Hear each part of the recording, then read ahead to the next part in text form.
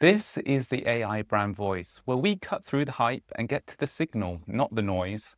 Think about the sounds that stick: the Intel Inside chime, the Netflix ta-dum, the anthem of the Premier League. These aren't just sounds, they're signatures. And if this podcast is about elevating a guest voice, then today's episode is about its twin, sound. And there's no one better to guide us than the Global Strategy Director at MassiveMusic, Roscoe Williamson. Roscoe has spent over 15 years helping global giants like TikTok, Samsung, Colgate, and yes, the Premier League define how they're heard.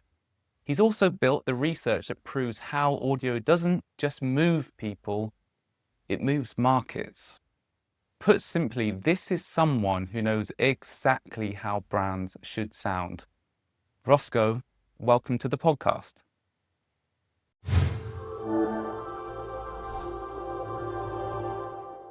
Thanks for having me, Tom. Very exciting. Yes, thank you. I've just done a little intro, but in your own words, and for the audience and listeners, could you just give us a bit of a brief background about your experience? Yeah, sure. So I guess, as you said, I've spent the best part of 15 years intersecting with this interesting area between brands, music, advertising, culture, and what started off as a career syncing, composing music for advertising has evolved into something more, I guess, strategic and more direct to brand over the years, to the point that now I'm lucky enough to oversee the fantastic different teams at Massive globally who look over the research side of what we do, the strategy side of what we do, and the creative side of what we do. And we are incredibly lucky to work with a huge range of different brands and organizations and cultural institutions and look at how they might be able to use music, sound, and voice more effectively, essentially, with their communications and how they resonate with their audiences. So yeah, it's an interesting time, as we'll come on to talk about, but excited to talk about it. Absolutely. And I think you're clearly well known for your views on the future outlook of where audio will go, and you often talk about it and called upon to talk about it and give opinions, and we'll get to that, that's for sure. But I find audio such an interesting area. It's got this complexity to it because I think as a brand asset, it's known for being one of the most distinctive and effective brand assets a brand could utilize out of its asset arsenal, let's say. Then on the other side, it's perhaps one of the most underutilized assets. And then you've got this magic that's built into it, which it taps into people's unconscious. And if we could just zoom out a little bit at the beginning and just almost go back to the roots of sonic branding and audio branding from your point of view. Yeah, I mean, you can almost go right back to the day of the sort of town crier, almost back to sort of post-medieval times, the town crier walking through the village or the town, ringing the bell, and that sound symbolizing, okay, there's a need for people to come together and engage in something together. But really, I think sonic branding started off in the 1920s when Sam Gale, an advertising executive, very forward-thinking guy, invented something as we now know as the jingle. And that was with the cereal brand Wheaties. And the jingle, if you want to listen to it, is called "Have You Ever Tried Wheaties?" It's a good listen. But what Sam did is he trialed the jingle in the Minnesota area on the radio airwaves for a period of a few months, and then looked at the sales nationally for Wheaties over that period of time. What they found was there's roughly 40,000 boxes of Wheaties of 53,000 were sold in Minnesota. So when we talk about effectiveness of jingles, suddenly a lot of people perked up, and a lot of other brands and a lot of other sectors started to create jingles, and it had incredible cut through, and it was very, very effective. And then you kind of fast forward to essentially the 50s, where you almost reach this sort of saturation point of like jingle kind of anarchy. You've got like jingles for detergents, toothpaste, tobacco, etc. And therefore, in that audio landscape, it lost its effectiveness, where I believe in like sort of 2011, you've got 8 registered jingles in the US ads nationally or something like that. So now in between the 50s And sort of today, you have the evolution of music in advertising as a strategic tool. And you think about brands such as Coca-Cola who have leveraged this so successfully over time. But really, it's kind of the 90s when you start to get into the Intel bong, post the 90s into the noughties with McDonald's, I'm loving it. The telco sectors where the kind of first wave, I would call it, of sonic branding becomes synonymous. And people start to understand that short sounds, mnemonics, are associated with brand.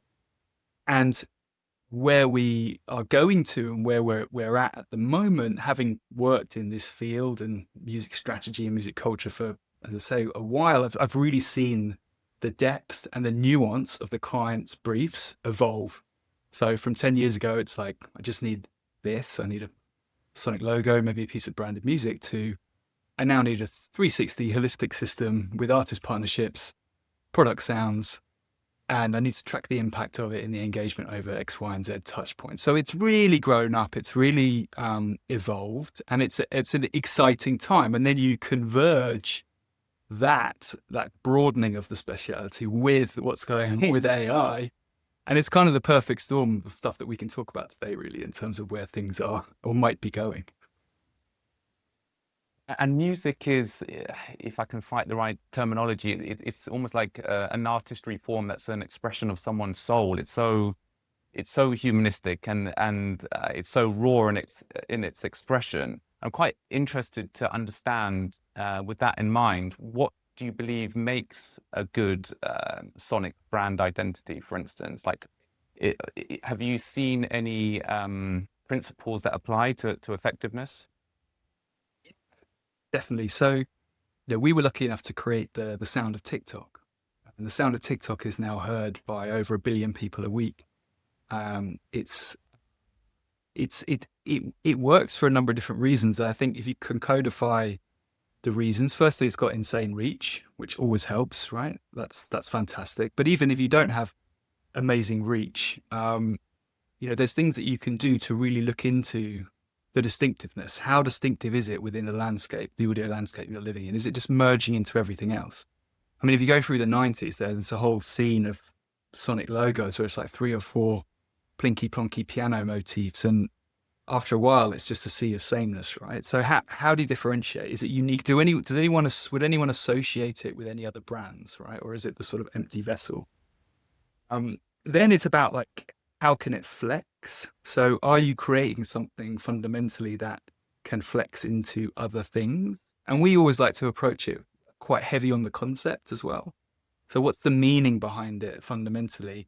Can this meaning and can this creative idea extend into other things like activations or playlists or artist partnerships?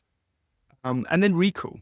So how well can one actually recall this asset? Okay, can you hum it? Can you tap it? Can you at least remember it amongst a test of, say, dummy sonic logos in a test? And we now have tools and a whole team that is really specialized at being able to kind of pre-measure the potential effectiveness of these assets before they get released into the world.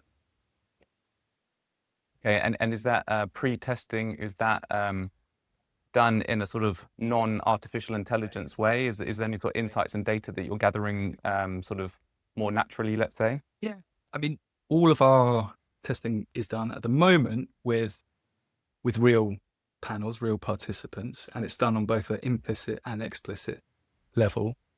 However, we have been experimenting with the use of things like virtual personas, with the use of AI tools that can scan music at scale to kind of give you an idea of, say, what the landscape sounds like in a snapshot, right? So let's say, for example, you're an FMCG brand and you want to understand the landscape of what your competitors sound like. Now, traditionally, that would have taken us a lot of time to manually go through all that content and have someone literally listening to a lot of that content. But with Song Traders technology and what we've been working on over the last few years at Massive is essentially being able to utilize AI to scan and tag at scale that music to quickly give you a kind of heat map of the landscape. And then you can kind of more quickly kind of go, okay, well, en masse, this is what the landscape's sounding like. So let's explore this white space in order to differentiate and lean into what we want to be doing as a brand, whether that's changing perception or whatever it might be. So, yeah. Okay, nice. And just so I get a better sense, I mean, I've got my own experience of working on sonic branding projects, but just from your point of view, when you're creating an identity for a brand, what would the process typically look like working with musicians and creators of music to bring that identity to life? Like, if you could just explain Yeah. briefly what that Yeah, sure, looks sure. like. So the first stage is the research and the strategy stage. So we really need to do our homework in terms of the landscape, the category, the trends, etc., the past content, whatever's gone on in the history of the brand with sound and music. Is there anything we can kind of leverage off from that, or do we have to start again? And once we kind of understood all of that, then we can look at, okay, well, where's going to be the lowest hanging fruit in terms of the impact for the brand? And that might be a sonic logo, but it might not. It might be an activation. It might be branded music. It might be playlisting. It might be just sorting out how they source and curate the music for their content or events. That's basically that first stage is something that we call Soundcheck, which is a product that we've launched over the last couple of years. And Soundcheck is fueled by a mixture of real human desk work and AI research. So at the end of a sound check, you really, as a brand, have a good idea in terms of what you're doing well, what you're not doing well in terms of sound, and really where the opportunities are to play. And then, to answer your question, even when we move on to creating assets, that's where we start to tap into our global network of talent, of which, Massive over the 25 years that Massive has existed has managed to amass a huge global network of talent of sound designers, of musicians, singers, of every different kind of genre. And we will pull from whoever is most relevant, and we will hybridize and mix whoever's most relevant to work on the particular brief. Then you present a range of those ideas. Maybe you whittle those down to a few before stress testing those in different situations, before pre-testing those, as I talked about earlier with panels, before you get to essentially your final thing. I mean, I'm talking now in terms of a kind of best case process where you're doing you're doing sonic branding at the scale of, say, a global brand. That's how you would approach it. Yeah. For sure. And then just to get your own perspective, when people talk about artificial intelligence, different ideas and thoughts are evoked from that expression and that idea. And it can mean different things for different people, and perhaps their brains hone in on certain elements of it. I'm just interested from your perspective, when you hear artificial intelligence get spoken about in the context of audio branding, what's it saying to you? So, as in with a lot of the creative community, it evokes mixed feelings. There's elements of fear associated with that, and there's elements of excitement and opportunity associated with that. And I think the fear comes in essentially what a lot of people are fearing, which is essentially the aggregation of wealth to a couple of people, which then cuts the root to that income and wealth to whole creative communities, right? And that's a kind of very, I guess, a negative view of how this might play out, where, all commercial music in the end is aggregated to a few people with their algorithms, etc., and whole creative communities is wiped out. Now, thankfully, I don't think that's actually going to happen.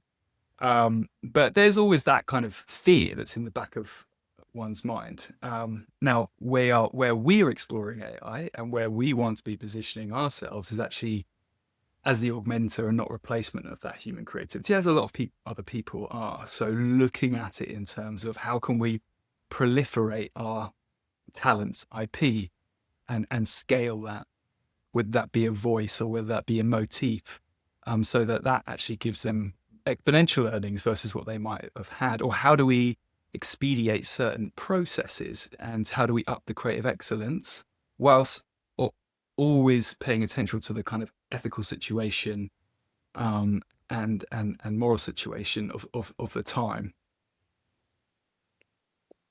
Just on on that same sort of note, if you like, what are the musical creators that you're working with? It sounds like you have a large roster that you typically work with.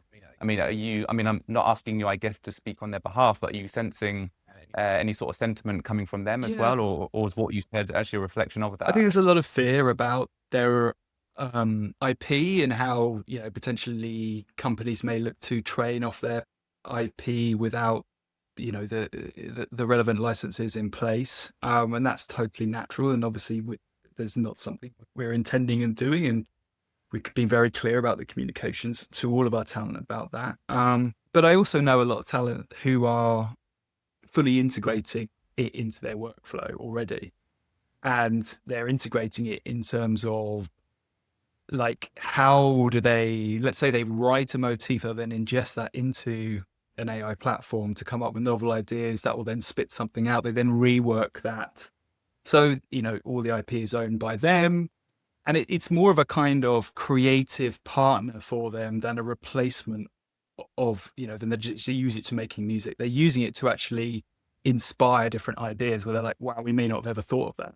But then they're redoing that with real people, real musicians, etc., to create the finished piece. And where we are investing our time and research into it is this kind of sweet spot between the kind of hybridization of how can you use AI ethically in the process to help proliferate and help kind of, I guess come to solutions quicker for talent that keep that creative excellence high, if you see what I mean. So Yeah, absolutely. So it's augmenting the yeah, process with getting the best out of the creative work with the tools that are available to them. yeah, That's how I'm understanding it. yeah, definitely. And then I think this is a real rabbit hole sort of topic to go down, but I'm interested to touch on it. But this idea of copyright and originality and authorship Yes. in audio production, and I'm reminded of, I mean, there are many, I think, high profile examples of this, but I'm thinking of this Ed Sheeran example where is it like there's a Marvin Gaye song which I Yes. think that he was accused of imitating, and he went about it in quite an interesting way to almost draw people's attention to the fact that you can have a chord progression that appears over multiple different hit tracks out there in the world. I think he even went onto TV programs and demonstrated how you could sing along to this particular chord progression. I mean, Exactly. how can yeah Yeah, exactly. And I mean, it is a huge can of worms. But from what yeah I understand right now, and obviously things are changing every day, but from what I understand right now, pure AI creations cannot have copyright and no ownership, and therefore that's very difficult for brands to be able to utilize those assets. There's risk involved in that, and also there's a lot of risk involved in brands using assets created from the major platforms that exist at the moment, whilst all of the data training lawsuits are playing out, and whilst there's a lot of unknown there around the provenance and the source of the data that they've used, the music that they've used to train those models. So, at the moment, it's like pure AI, no copyright, but then there is this kind of evolving gray area, which is going to be really interesting to kind of keep on top of, where it's like hybridized human involvement, human ownership with a splattering of AI. Then there becomes an argument for copyright. So I think it's ever evolving. I think it's interesting where 11 Labs have come out recently with, you know, air quotes, ethically trained model. They seem to have avoided most of the majors to do that, and have been using more of the independent groups and labels to train that model. Tested it quite recently, and the quality is quite good, but there's a way to go on that. But it's interesting, and it shows the how things are moving, essentially. Do you think there's going to be a world almost where you're seeing this quite cookie cutter style approach to creating your audio identity? Let's say I'm thinking of a software like Looker or something like that, which Yes. anybody can use. They've got an SME. Yeah. They can say, hey, create me my own sonic identity. And then maybe you've got this sea of sameness when it comes to audio. And then perhaps as time goes on and this AI-enabled world bears fruit, we're going to see a much more fragmented commercial world anyway, with lots of different tech solutions and so on. So everything becomes commoditized, and then you've got overlaid with that an asset which is meant to be highly distinctive being actually highly diluted. Yes. I'm painting a bit of a picture here that hasn't been realized, but it's something to discuss, I It think. is something to discuss, and it kind of pertains to like 3 areas where I see AI playing out in the world that like we're in, I'm in, but I think with yourself as well. But I think, on a certain level, there's almost this lowest common denominator, sometimes programmatic content, which I think purely generative AI will take up a lot of that market. And then I think as you move up, almost like the budget ladder, then you look at more of this hybrid approach and how you can kind of keep the creative excellence high whilst gaining some efficiencies.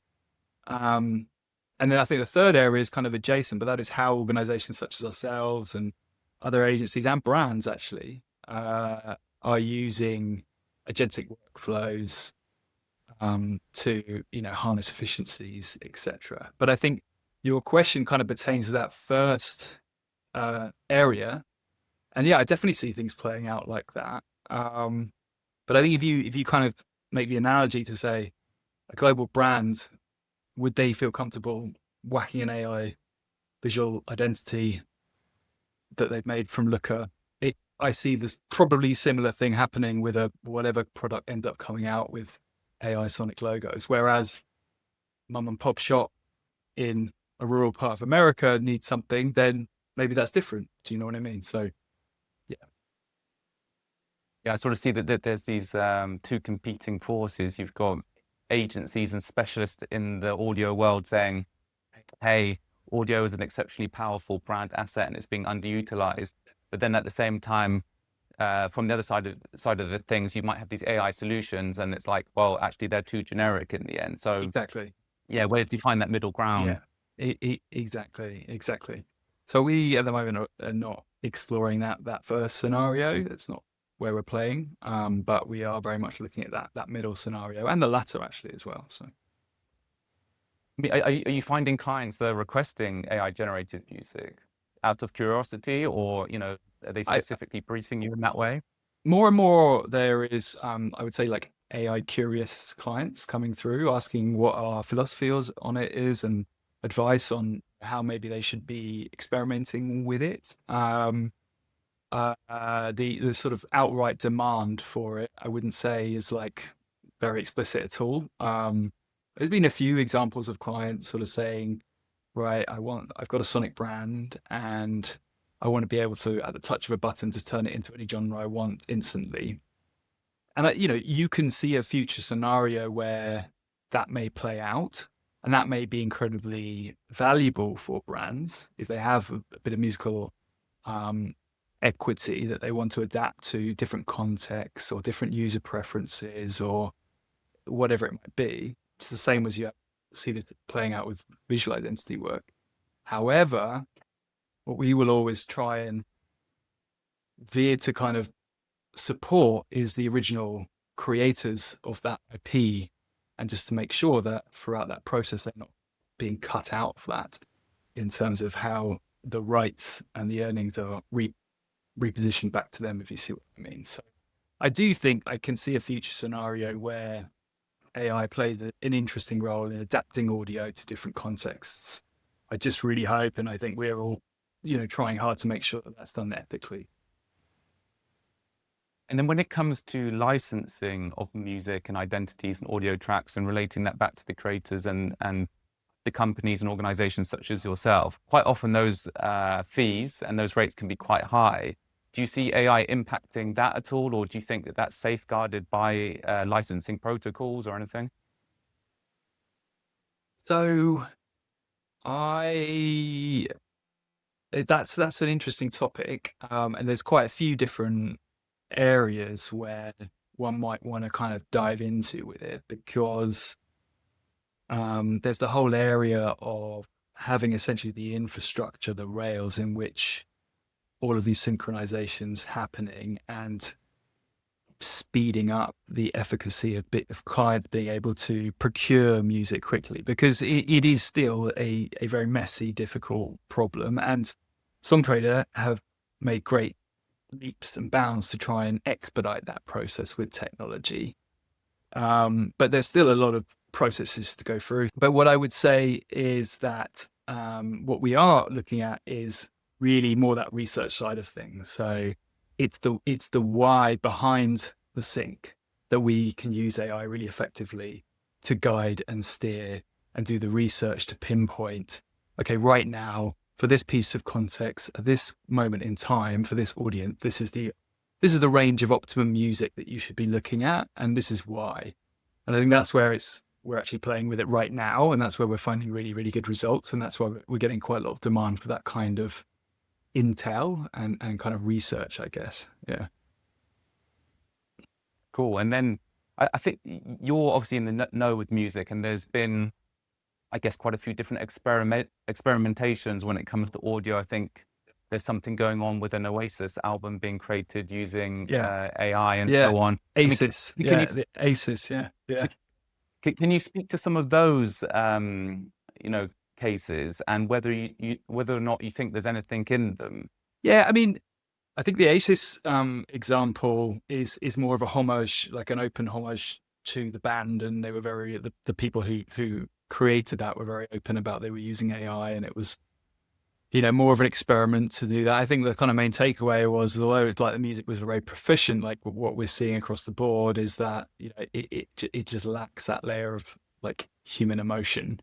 But there are more like there are darker examples. So I read recently about this folk artist, Emily Portman, and she was suddenly getting kind of a lot of her fans saying, "Oh, I'm, really enjoying the new album, etc." And she's like, "I don't have a new album," and suddenly looked on Spotify, and there's a whole new album under her name on there with all of the copyrights associated to her, kind of not legally, etc. And so, and not even a mainstream artist. And when she listened to it, she was basically like, I'm not this good. My voice isn't this perfect.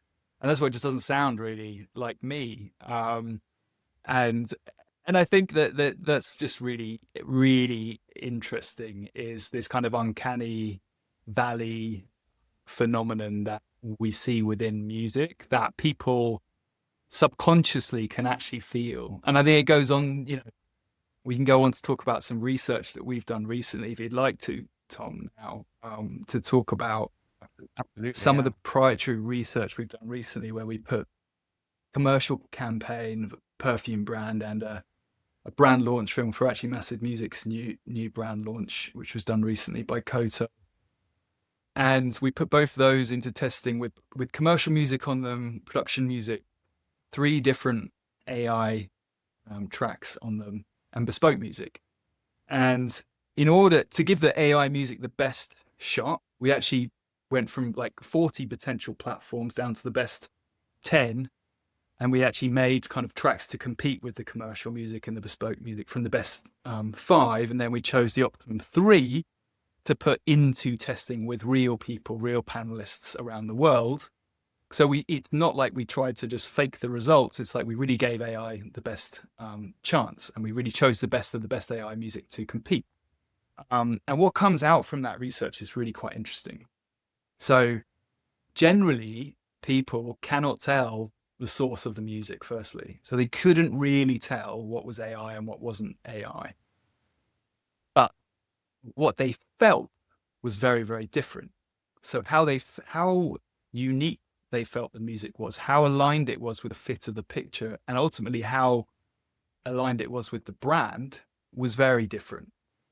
And also how well they could recall. So commercial music came out the strongest in terms of recall, but it was actually bespoke music that came out strongest in terms of brand fit, in terms of fit to picture, and in terms of uniqueness.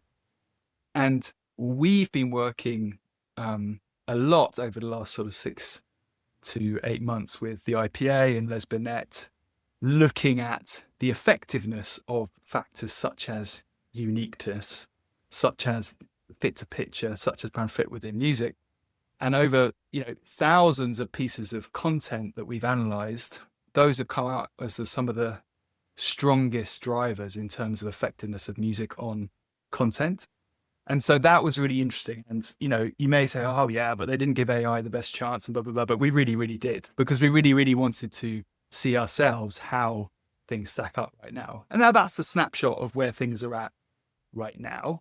And obviously things evolve and change. But it was very interesting to see that people can feel the difference, And did that also come out in the research that you had that verbatim Yes, to say that they felt something was off? exactly. Like, So the does qual that as well, so we tested implicitly, explicitly, both qual and quant, and the qual as well speaks to that in terms of a kind of lack of emotion, in terms of a lack of fit or surprise within the music. Right. Okay. And was there anyone saying that they thought it was generated using artificial intelligence in some Yeah, I form, or think is that I think we tested several maybe it was hundred implied? people. So I think some of the more shrewd people amongst them, but the layperson probably just doesn't really even think about the source of the music they're hearing in content. Really, it's more how it makes them feel. Do they remember it, etc.? Does it remind them of the brand or what's going on in the picture? So yeah. You, So to kind of wrap up and draw a line under that research, that the source of the music actually shapes the outcomes. Bespoke builds brand, commercial is triggering recall, and AI at this point in time is just not having the same effect. Um, AI at the moment, use cases, as I said before, for that almost lowest common denominator content, there's a speed and volume play there for sure, but not for signature brand sounds. You want people to remember, and you want to be able to legally own and change. But I think that, advice to brands who are curious about AI in terms of how to start playing about with it is to do some low stakes experimentation with partners who are trusted and are seen as ethically sound, in terms of looking at areas of the workflow that they might be able to expedite with AI, that they might be able to gain efficiencies, etc. But not to play at this point with your high stakes kind of commercial assets. There's just far too much risk, and to be honest, the quality just isn't really there. I mean, I would say that platforms like Suno and Udio are getting very, very good, but you almost still then would need to. I read a really interesting article this the other day about Fiverr, the platform Fiverr, and how there's been this uptick in certain niche tasks done by humans because of the proliferation of AI work. So there's been a load of people having to retouch up AI artwork, the humans actually having to go and retouch it up after it's been done by companies and people, and they just realize we need to get it that extra bit. It's the same with vibe coding, and people are vibe coding prototypes left, right, and center. But yeah, there's a huge demand for people that actually can actually make those kind of safe, and implement those commercially. And so, I do think to some degree that's going to play out at some point with the audio side of things. It's kind of interesting. I'm wondering, from the perspective of a brand owner or brand leader, quite often there's an acceptance that there's always a long-term play at play, let's say, and consistency is the holy grail of brand marketing. Do you think with this, fast and instantly insight-driven way of researching the effectiveness of music, do you think that can recreate the impact that consistency and time has? And can you be sure of the results without that consistency playing out over time, if that makes sense? Does make a lot of sense, and I think there's certain things that we can predict, we can aim to predict, in terms of how we can predict pretty well how recallable an asset is. before it goes out, so we can understand how quickly people can actually recall it. We can understand how much it aligns with the attributes that the brand is looking to either maintain or evolve into. Because a lot of the work that we do is when brands are changing and evolving, and sound is incredibly potent when it comes to helping change perception and re-engaging potentially new customer profiles and audiences. And as I said before, uniqueness, how unique is it? How surprising is it? And with the IPA research, fit and surprise being shown to link to 7 times increasing pricing power. So how much something fits on a brand film level, how surprising as well it is, those two things contribute to a huge uplift, which is really, really interesting. That's why you always need a human in the loop. Yeah. You have to qualify what makes Yeah. surprise a novel But and I interest. think like more broadly at the moment, what I think is really fascinating is how you're starting to see this reaction towards AI, where it's almost like a fight. I mean, when you play like tennis with someone who's really, really good, you have to up your game, and you will probably play better than you ever have done. And I think what's happening a lot with the creative industries is there's a natural reaction where, whether it's in music or whether it's in visual design work or whether it's in copywriting, the humans are actually up in their game, and they're actually leaning into what is remotely unique and human. And a lot of that is down to emotion, the surprisingness of things, the imperfectness of things. And that is what we've seen coming through the research, and what I believe is still incredibly powerful and potent for brands to harness. So I think you're seeing it across lots of different sectors. I think with design, you're seeing this whole kind of real kind of like anti-design movement that's coming through at the moment, which is really, really interesting. And there's the same with a lot of the music that's coming through. And some of the big brands that we're working with are really looking to harness this more, imperfect, raw human aesthetic when it comes to music to differentiate, really, because of this kind of potential sea of sameness that is happening and will happen a lot with AI, I believe. Yeah, I often wonder if, first off, if that acceptance of this perfectionism and this uncanny valley is ever going to be so commonplace that people just accept it as it is, or if there'll always be this rejection of it. I guess we don't know, but I think based on what you were saying earlier, that the instinct is to reject it. I'm not too sure that a global, universal brand would want to stand by that. Yeah, and I think as the technologies evolve and mature, and as it all becomes more and more intelligent and harder to tell, I mean, it will be it will be about those that can sort of oversee and curate what is made by AI, and then manage to put the sprinkling in there and the magic in there, I believe. I think it also throws up like totally new opportunities for creatives as well. I think that, there's this kind of whole potential kind of alchemy element where for the first time, like, a native breed of creatives can code something, can create video, can create visual, can create audio, and amalgamate that, let's say, almost with an alchemic effect. And it's kind of like create a vibe and a feeling that could be completely unique. And I think that's exciting. I think that's really, really interesting. And I also think that on a positive side, that if the systems that brands can build and agencies can build, and the design of those systems, which again is completely revolutionary in terms of how we're using AI to be able to either enhance creative excellence or adhere to certain brand guidance or guidelines, or do a number of different things. So when I think optimistically around where this is going, I think that kind of new breed of creative is really interesting. I think that new breed of kind of systems creator is really, really interesting. As I said, ideally, underpinned with an ethical and legal element to things at all times.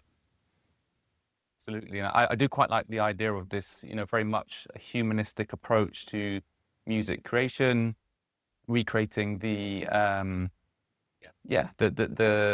insides of a creator through audio, and then having AI almost like qualify the level of distinctiveness of that Yes, creation. And that could be a really useful output from AI. definitely.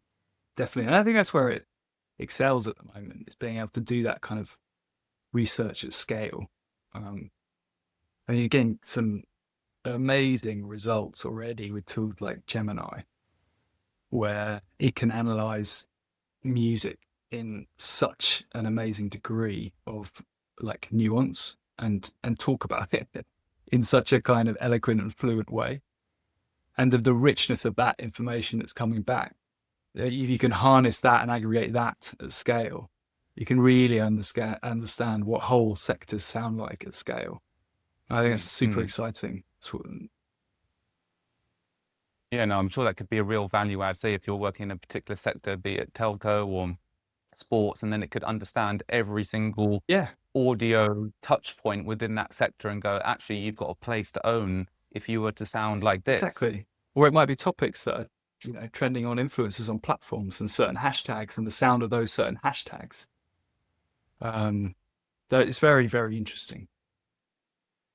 And then just as we sort of bring things to a close, I'm interested to know, a bit more about how you see the application of generative AI in the audio space. Is there anything that you're kind of seeing as well, or that you're planning to utilize and it hasn't quite kind of like got off the ground yet, but you're planning it?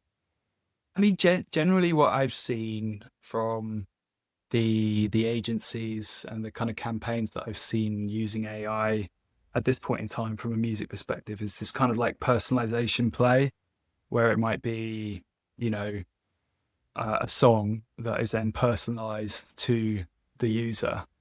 And I think that's great. And I think that's kind of novel and fun. But for me, as long as it's done ethically, and there are some companies that are doing it ethically.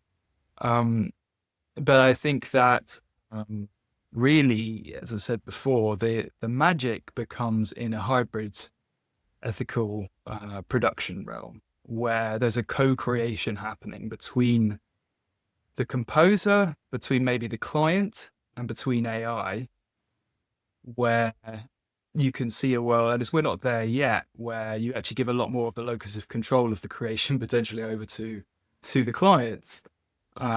Or you look at, speeding up the process of creation of music with AI, but then that flips back over to the human to give it that polish and that differentiation. And so we're not there yet, but I believe that's a really, really fascinating area. And the research that we're doing with agentic workflows to connect different sources of data together to really map out what is happening on a B2B music level at scale over industries. It's very exciting. And we have an offering called our compliance check as well, which is getting some great traction in the market, which, there is an inherent problem, and there's been quite a lot of press about brands and organizations being sued, particularly for influencer content, because they're putting up commercially copyrighted music and they haven't secured the rights to be able to do that. And with some brands, that's happening in very large scales, and the legal implications of that are huge. And so we've been looking at using AI to help scale, essentially like a compliance audit of content at scale, to actually help flag high risk pieces of content for brands, and then rapidly action things to do that to lower the risk. So, that's not necessarily on the creative side of things, but in terms of something that's really valuable for large brands with huge content teams utilizing a lot of influencers, it's incredibly valuable. So that's the compliance audit tool. And then, I think the idea of early stage sketches, early stage mood boards of things, there might be a use for AI within that, potentially, to quickly kind of gauge, because it's a lot easier, as you've worked with music, Tom, but it's a lot easier to listen to something and then kind of talk about it when you're listening to it, rather than just abstractly talk about music, right? Because if I say to you, what is the sound of innovation for your brand? That could mean so many different things. But if we sit down and we have a 3x3 grid of audio and we've got 6 innovative pieces of music on there, potentially generated by AI as an initial mood board. And then we go, right, Tom, really what is innovative for you and your brand right now with this sound? You might go, actually, it's a little bit of this one, a little bit of this one, a little bit of this one. And we are currently developing tools that harness the power of AI and that kind of rapid feedback of mood boarding to be able to kind of quickly assess the feeling of clients before we then go on to, use something with real talent, real human talent. And just on the personalization of music and people's or customers' musical preferences, do you see is that something that is actually effective for somebody to be listening to music that they like? The reason why I'm asking that is because often just because someone likes something, a color, let's say, doesn't necessarily make it more distinctive. Yeah, I think it's a really interesting point. And this whole kind of personalization element, I'm not aware, particularly within in a sound and music realm, of like much effectiveness research that's come out about it. There's a ton of effectiveness research to do with distinctive assets, consistency, etc. But yeah, in terms of that personalization element, I haven't seen it. I mean, there's the novelty factor, but in terms of long-term kind of brand building, marketing, effectiveness, yeah, I'm not sure. Yeah, I mean, I definitely see the point that you're making about audio being integrated into more customer experiences. I think AI might be able to enable that. I'm always just a bit hesitant to go for a strategy which is all about preference, Yes. because I don't think that necessarily equals distinctiveness. Yeah. And Yeah. I think it can be too easy for marketers and brand strategists to lean on that principle when I don't believe it's necessarily true. Yes. Yeah. And I think it all comes back down to reach as well. Because I don't think fundamentally with any of this, the reach is the problem. And if you've got vast reach, then potentially you have more room to flex with personalization. But the less Yeah. reach you have, in my opinion, and what I've understand from most of the research, the more consistency, the better. And I think, there's a lot of talk about, like almost like kind of fatigue within kind of consumers. And, the reality is, it's just like, be lucky to get that fatigue, to be honest, with the how difficult it is to reach. So I think, all of a lot of our work is based on measuring the effectiveness of the consistency, also combined with a bit of differentiation as well. I think, yeah, audio's also got that ability to cut through in another way, because people can be distracted these days with, lots of things, lots of screens to look at. But actually, audio is something that it's kind of difficult to avoid unless you're like deliberately turning something off. So I feel like it's got that to it as well, which I think brands, as we were talking about in this kind of commoditization of brands, which is likely to happen, that could be a powerful enabler for brands. Definitely. I mean, one area that is very kind of at the forefront of things, which I really enjoy looking into, and I keep a kind of keen eye on, is what I call functional music, and how AI is starting to play a role in that. And there's companies like Endel, for example, it's kind of a hybrid between functional music and AI, where they're creating essentially like lab tested music with AI that's proven to have a positive effect in people in certain ways, whether that to help aid concentration or reduce stress or aid with sleep, for example. And we've worked in over the years on various functional music projects with brand, but I do think there's a really nice and interesting intersection there between an ethical use of AI and functional music, and how brand can actually have a positive impact with people in that way. So that's an area that I'm kind of keeping a keen eye on. Nice. Well, I think we pretty much run out of time there, Roscoe. Well, I've certainly used a lot of your time. That's for sure. And there's a lot to talk about. And as I've said before, I think audio is such a interesting territory, and one that's still largely underutilized, but has massive scope for growth. And yeah, I look forward to hearing more of your insights in the future, because yeah, you're a very vocal person on the topic and very knowledgeable. And thank you very much for appearing on this podcast. Well, Tom, it's been a pleasure, and thanks for asking me. And I always enjoy our conversations, and I'm really excited to see what you do next with the podcast. So, yeah, thanks for having me. I appreciate it. Cheers, Roscoe. Cheers.